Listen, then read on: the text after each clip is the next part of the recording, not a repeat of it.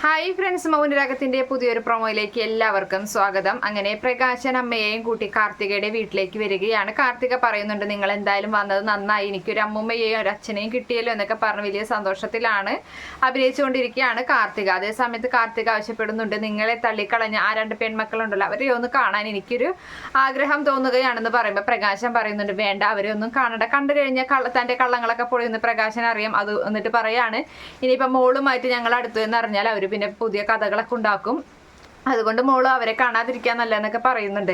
അതിനുശേഷമാണെങ്കിൽ കല്യാണിയുടെ ഓഫീസിലേക്കായിട്ട് നമ്മുടെ കാർത്തിക ചെല്ലുകയാണ്.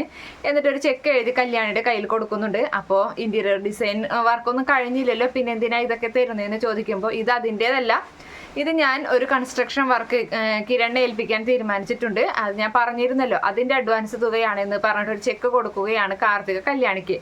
അതിനുശേഷം കാണിക്കുന്നത് നമ്മുടെ മനോഹർ സരുവിൻ്റെ വീട്ടിലെ മുകളിൽ നിന്ന് താഴേക്ക് ഇറങ്ങി വരികയാണ്. സ്റ്റെപ്പ് ഇറങ്ങി വരുമ്പോൾ കാണുന്ന കാഴ്ച മറ്റൊന്നുമല്ല, നിഷയുടെ അമ്മയും അച്ഛനും താഴെ വന്ന് ആ സോഫയിൽ ഇരിക്കുന്നതാണ്. ആ ഒരു കാഴ്ച കണ്ട് മനു ആകെ ഞെട്ടി നിൽക്കുകയാണ്. അപ്പം എന്തായാലും രാഹുലും കുടുംബവുമായിട്ട് ഇവർക്ക് നല്ല ബന്ധമുണ്ട്. അങ്ങനെ അവരെ കല്യാണം വിളിക്കാൻ വേണ്ടിയാണ് നിഷയും അച്ഛനും അമ്മയും അവിടേക്ക് എത്തിയിട്ടുള്ളത്. ഇനി ഒരു വിധത്തിൽ മനു അവിടെ നിന്ന് രക്ഷപ്പെട്ട് ഓടുക എന്ന ഭാഗമൊക്കെ ഉണ്ടാകും. Okay friends, bye, thank U.